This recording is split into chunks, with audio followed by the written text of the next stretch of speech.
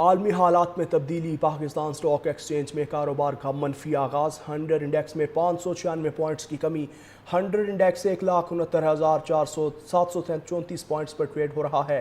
بات کریں گے جنید خان سے۔ جنید خان، اس منفی آغاز کی وجہ کیا ہے؟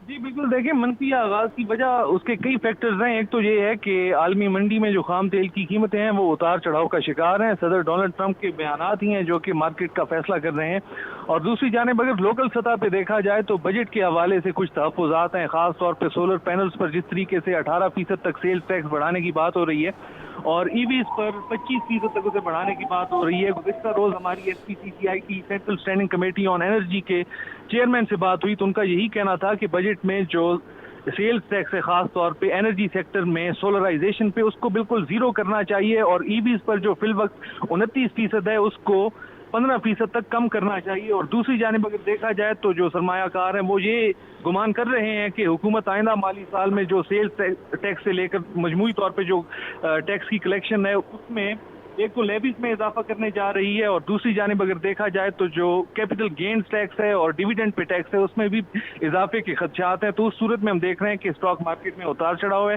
دوسری جانب حکومت کے جو قرضے ہیں، جو حکومت کی فسکل پالیسی ہے وہ کامیاب ہوتی دکھائی نہیں دے رہی، کیونکہ حکومتی قرضوں میں سالانہ 10% تک اضافہ ہو رہا ہے۔